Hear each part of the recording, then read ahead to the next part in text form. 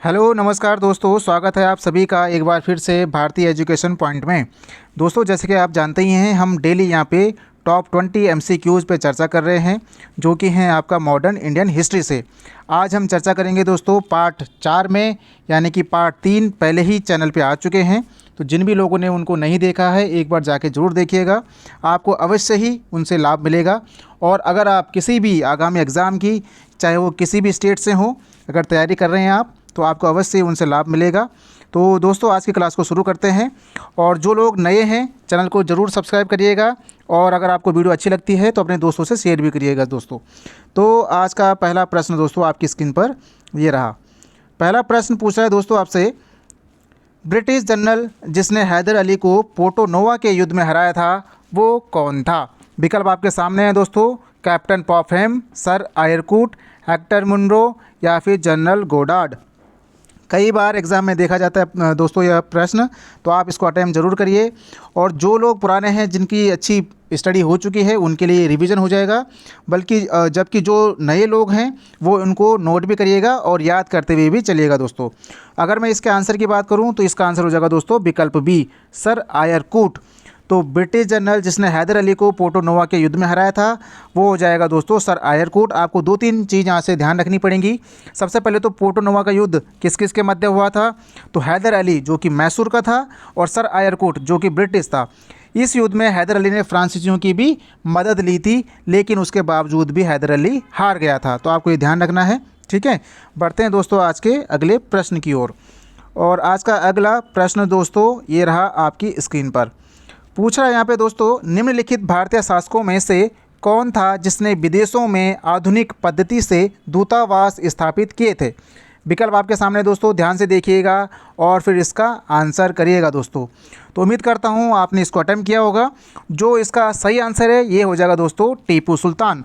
तो आपको क्या ध्यान रखना है, क्या याद रखना है कि पहला भारतीय शासक जिसने विदेशों में आधुनिक पद्धति से दूतावास स्थापित किए, टीपू सुल्तान। ठीक है, ये दो लाइन आपको याद रखनी है, टीपू सुल्तान का यहाँ पे ध्यान रखना है। बढ़ेंगे दोस्तों आज के अगले प्रश्न की ओर। आज का तीसरा प्रश्न दोस्तों बहुत ही इंपॉर्टेंट है, इसको ध्यान से देखिएगा और ध्यान से सुनिएगा भी, ठीक है। पूछ रहा है दोस्तों, रिंग फेंस नीति का संबंध इनमें से किस से है? विकल्प आपके सामने हैं, Henry Lawrence, Dalhousie, Lord Clive या फिर वॉरेन हेस्टिंग। दोस्तों यहाँ पे देखते हैं थोड़ा सा रिंग फेंस नीति क्या है। यहाँ पे जो रिंग फेंस यहाँ पे लिखा हुआ है, इसी को सुरक्षा प्रकोष्ठ भी कहते हैं, या फिर घेरे की नीति भी इसको कहा जाता है। तो इसका जो सही आंसर है ये हो जाएगा वॉरेन हेस्टिंग। थोड़ा सा इसको समझते हैं कि ये क्या इस नीति के अंतर्गत क्या चीज़ थी। इसके नीति के अंतर्गत ये था कि जो ब्रिटिश साम्राज्य था, इसने ये किया कि जैसे ब्रिटिश साम्राज्य है और आस पास में जो हैं ये भारतीय रियासतें हो गई, या भारतों के जो अन्य उस टाइम पे राज्य चल रहे थे वो हो गए।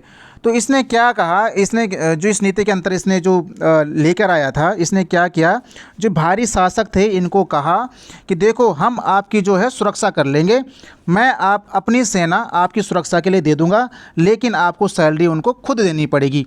तो इसने यहाँ से अपनी सेना इनके पास भेजी, और जिनकी जो सेना का जो व्यय करना था या सैलरी देनी थी, इन शासकों को खुद देना था।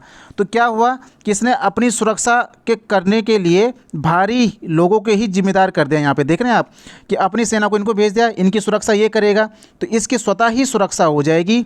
इसलिए यह नीति जो है घेरे की नीति भी कही जाती है, या फिर रिंग फेंस इसको कहा जाता है, या फिर सुरक्षा प्रकोष्ठ भी कहा जाता है इसको, ठीक है। तो आपको ध्यान रखना है, ये वॉरेन हेस्टिंग का था। इसने इस प्रकार से इस नीति को लागू किया था। इसने भारतीय शासकों को अपनी सेना दी और उसकी सैलरी भी शासकों को ही देनी थी, ठीक है। यानी कि भारतीय ही खर्चे में अपनी सुरक्षा इसने करा दी थी, ठीक है। तो ये सब चीज़ें आप इससे ध्यान रखेंगे। बढ़ेंगे दोस्तों आज के अगले प्रश्न की ओर। और आज का अगला प्रश्न दोस्तों आपकी स्क्रीन पर ये रहा। मोस्ट इंपॉर्टेंट क्वेश्चन ये है, पूछ रहा है यहाँ पे, तथाकथित कुशासन के आधार पर किस गवर्नर जनरल ने मैसूर राज्य के प्रशासन को हड़प लिया था या फिर ले लिया था? विकल्प आपके सामने हैं, lord Dalhousie, lord Hastings, lord Hardinge या फिर विलियम बेंटिक। तो इसको ध्यान से पढ़िए दोस्तों, बार बार हमारे सामने आता है क्वेश्चन कि अवध को कुशासन के आधार पर किसने लिया था। तो उसका आंसर यहाँ पे क्या हो जाता है, डलहौजी। या फिर कुशासन के आधार पर जो बार बार पूछा जाता है वो अवध का ही आता है, ठीक है। लेकिन यहाँ पे अलग यहाँ पे हो जाएगा, मैसूर यहाँ पे पूछ रहा है आपसे। तो दोस्तों इसका जो सही आंसर है ये हो जाएगा विकल्प डी, विलियम बेंटिक था जिसने मैसूर, और मैसूर के साथ साथ अगर हम बात करते हैं तो कुर्ग हो गया और कछार हो गया। आपको ध्यान रखना है कि विलियम बेंटिक ने 1831 में मैसूर तथा 1834 में कुर्ग एवं कछार की रियासतों को कथित रूप से कुशासन और अव्यवस्था के आधार पर ब्रिटिश साम्राज्य में मिला दिया था। तो उम्मीद करता हूँ आपने याद किया होगा दोस्तों, और ये वीडियो आपको अच्छी लगेगी तो लाइक और शेयर ज़रूर करिएगा। ठीक है, बढ़ेंगे आज के अगले प्रश्न की ओर। प्रश्न नंबर 5 आपसे पूछ रहा है दोस्तों, सिंपल सा क्वेश्चन है, सभी इसका आंसर कर पाएंगे। सती प्रथा पर पाबंदी किसने लगाई थी? तो ये सबको ही आता है और एक यूनिवर्सल क्वेश्चन ये बन जाता है ना। तो इसका जो सही आंसर हो जाएगा दोस्तों ये हो जाएगा विकल्प बी, विलियम बेंटिक। ये तो सबको ही यहाँ पे आएगा। आपसे थोड़ा सा इसका और ध्यान रख लेना, इसमें क्या है कि ये जो सती प्रथा के जो विरुद्ध ये एक्ट आया था, इसमें राजा राम मोहन राय की एक महत्वपूर्ण भूमिका थी, और यह एक्ट जो है दिसंबर 1829 का है। और इस अधिनियम के यानी कि दिसंबर 1829 का जो एक्ट था, इसका एक नियम था 17, जिसके तहत सती प्रथा का अंत कर दिया गया था। ठीक है, आपको ये भी ध्यान रखना है कि आरंभ में यह केवल बंगाल प्रेसिडेंसी में लागू हुआ था, अगले ही साल यानी कि 1830 में इसको बम्बई और मद्रास में भी लागू कर दिया गया था। ठीक है, तो उम्मीद करता हूँ आप याद कर पा रहे होंगे दोस्तों। बढ़ेंगे आज के अगले प्रश्न की ओर, और अगला प्रश्न पूछ रहा है दोस्तों यहाँ पे आपसे, मोस्ट इंपॉर्टेंट क्वेश्चन ये है, डलहौजी की विलय नीति का प्रथम शिकार कौन सा यहाँ पे हुआ था? कौन सा एक रियासत है जिसको डलहौजी की विलय नीति का यहाँ पे प्रथम शिकार बन गया था? ठीक है, विकल्प आपके सामने है, अवध है, सतारा, संबलपुर या फिर झांसी।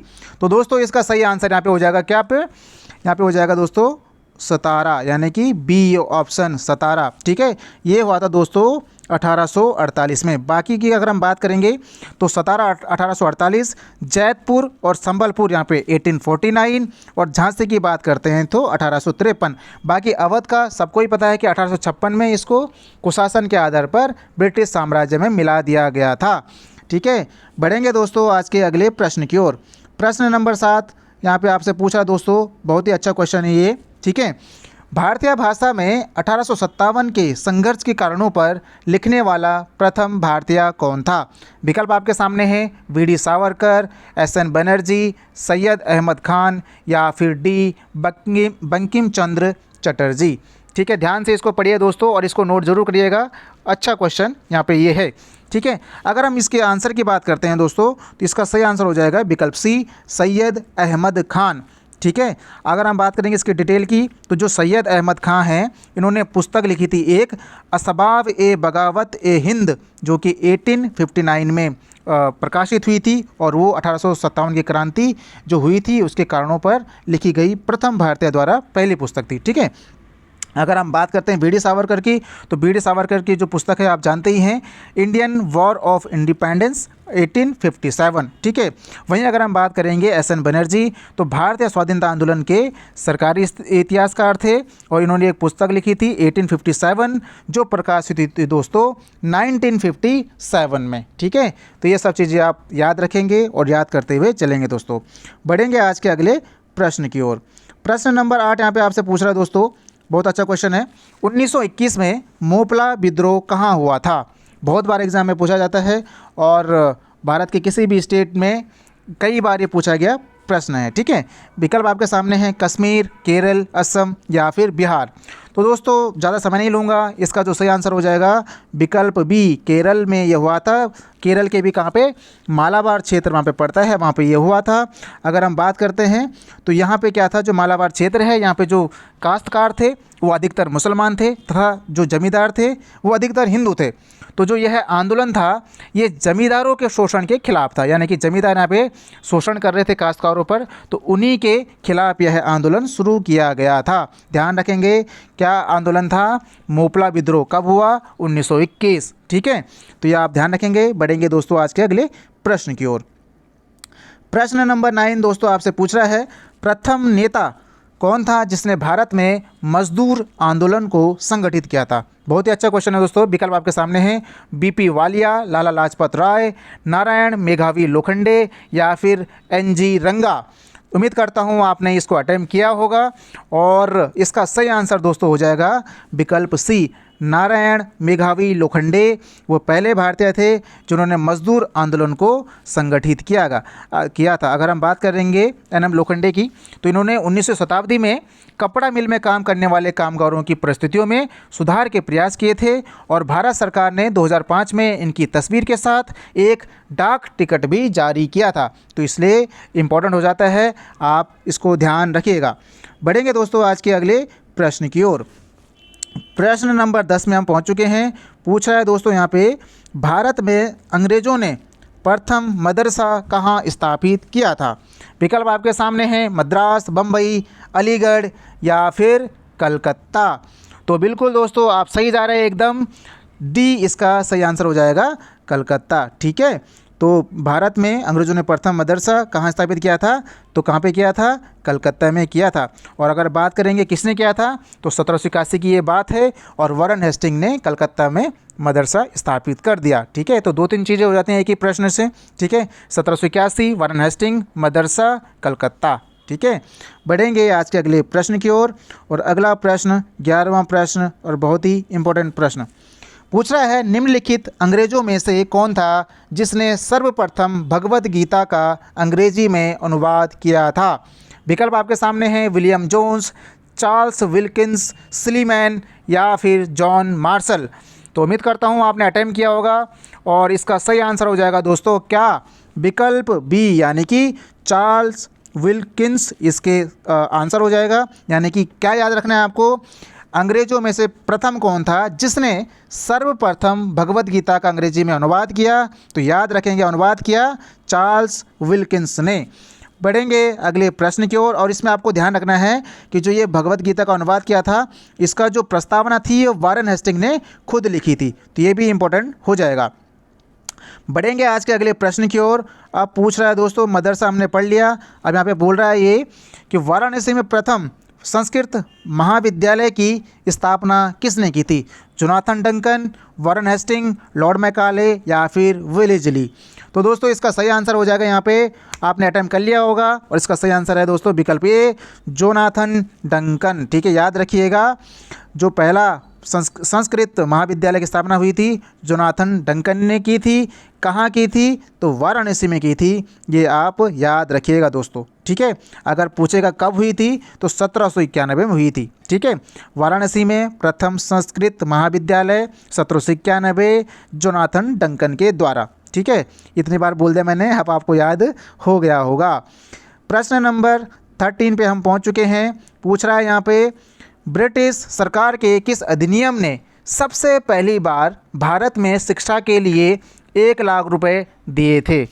मोस्ट इंपॉर्टेंट क्वेश्चन है दोस्तों।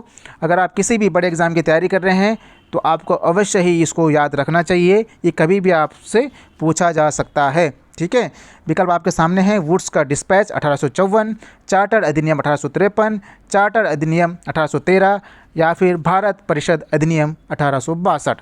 तो दोस्तों इसका जो सही आंसर हो जाएगा ये हो जाएगा कौन सा? विकल्प सी, चार्टर अधिनियम 1813 की ये बात है, जिसमें सबसे पहली बार भारत में शिक्षा के लिए 1 लाख रुपए दिए गए थे। अगर हम बात करते हैं तो इस अधिनियम के तहत क्या हुआ था, कंपनी ने पहली बार शिक्षा के प्रति सरकारी उत्तरदायित्व उठाया और प्रति वर्ष शिक्षा के लिए 1 लाख रुपए खर्च करने की व्यवस्था की थी। ठीक है, तो ये आप ध्यान रखेंगे। ठीक है, पहली बार हुआ है तो इसलिए इम्पोर्टेंट हो जाता है।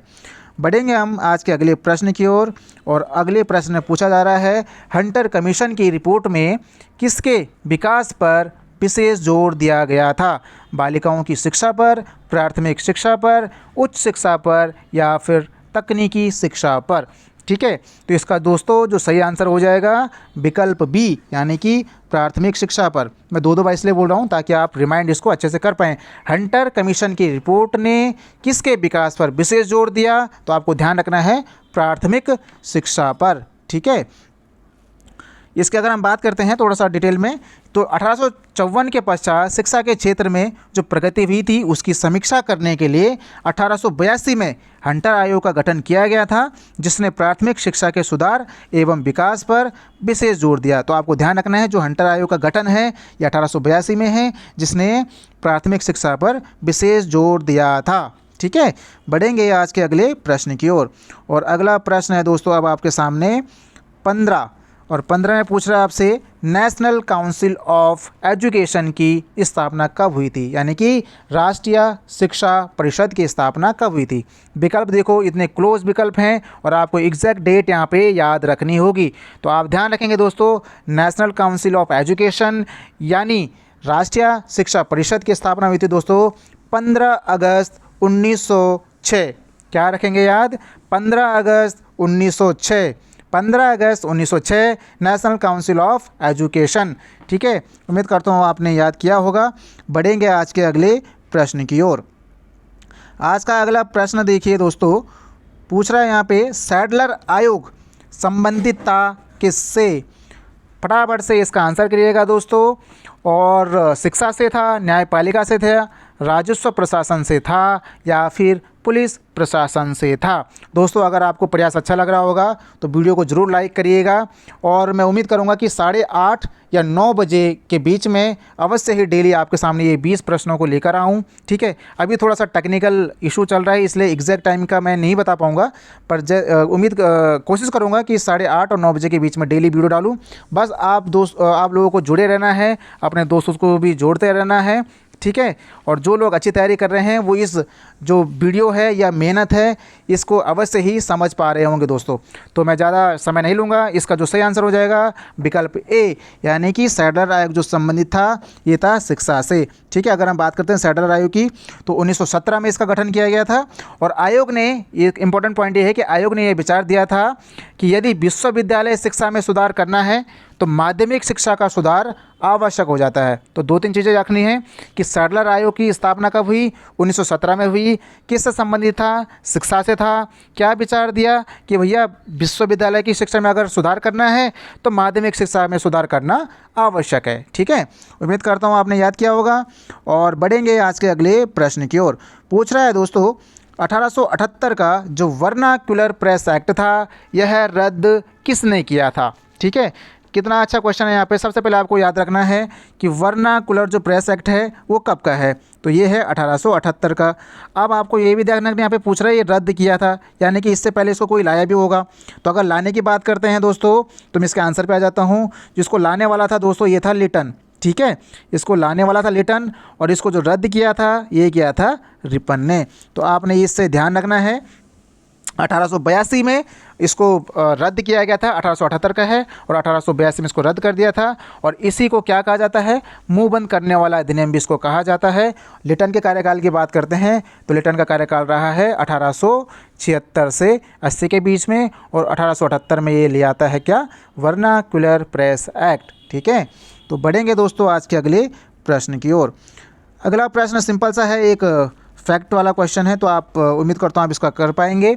अमेरिका में फ्री हिंदुस्तान अखबार किसने शुरू किया था, रामनाथपुरी, GD कुमार, लाला हरदयाल, या फिर आपका फेवरेट तारकनाथ दास। तो दोस्तों बिल्कुल आपका फेवरेट यहाँ पे सही हो जाएगा, यानी कि तारकनाथ दास इसका सही आंसर है। अमेरिका में इन्होंने फ्री हिंदुस्तान अखबार की शुरुआत की थी या संपादन किया था। बढ़ेंगे दोस्तों आज के अगले प्रश्न की ओर। और अगला प्रश्न 19वां प्रश्न आपके सामने है। ये भी एक सिंपल सा क्वेश्चन है, सभी लोग इसका आंसर कर पाएंगे। भारत का प्रथम आधुनिक पुरुष किसे कहा जाता है, नाना साहब, विवेकानंद, राजा राम मोहन राय, या फिर दयानंद सरस्वती। तो बिल्कुल दोस्तों जो लोग विकल्प सी के साथ जा रहे हैं वो बिल्कुल सही जा रहे हैं। भारत का प्रथम आधुनिक पुरुष राजा राम मोहन राय को कहा जाता है। ठीक है, बढ़ेंगे अगले प्रश्न की ओर। और आज का आखिरी प्रश्न ये रहा आपकी स्क्रीन पर। बहुत ही अच्छा क्वेश्चन है दोस्तों। ब्रह्म समाज का सिद्धांत आधारित था किस पे, फटाफट से इसका आंसर करिए दोस्तों। ब्रह्म समाज किस सिद्धांत पर आधारित था, नास्तिकता पर था, अद्वैतवाद पर था, एकेश्वरवाद पर था, या फिर बहुदेववाद। फटाफट इसका आंसर करिए दोस्तों। तो बिल्कुल जो लोग इसमें जा रहे हैं विकल्प सी के साथ, उनका हो जाएगा सही। ठीक है, तो जो ब्रह्म समाज का सिद्धांत है वो एकेश्वरवाद पर आधारित था। अगर हम बात करते हैं तो इन्होंने एकेश्वरवाद पर बल दिया था ब्रह्म समाज ने, और मूर्ति जो पूजा थी उसका विरोध किया था, तथा अवतारवाद का भी खंडन किया था। तो आज के 20 प्रश्न समाप्त होते हैं दोस्तों। अब मेरा काम समाप्त हुआ, अब आपका काम शुरू होता है यहाँ से। अगर आपको वीडियो को अच्छी लगी है तो आप वीडियो को शेयर ज़रूर करिएगा, अपनी प्रतिक्रिया अवश्य दीजिए, कमेंट करिए, और टाइमिंग का बताइए कि कितने बजे आपको लाना है इस वीडियो को आपके सामने। ठीक है, और उम्मीद करता हूँ वाकई आपको इससे लाभ मिल रहा होगा दोस्तों। तो जुड़ने के लिए बहुत बहुत धन्यवाद, और फिर मिलेंगे हम नई वीडियो में एक नए अभी हम मॉडर्न हिस्ट्री पे काम कर रहे हैं, धीरे धीरे अलग टॉपिक पे भी बात करेंगे। ठीक है, तब तक दोस्तों मोटिवेट रहिए, पढ़ते रहिए, और वीडियो को लाइक ज़रूर करिएगा दोस्तों। Thank you so much.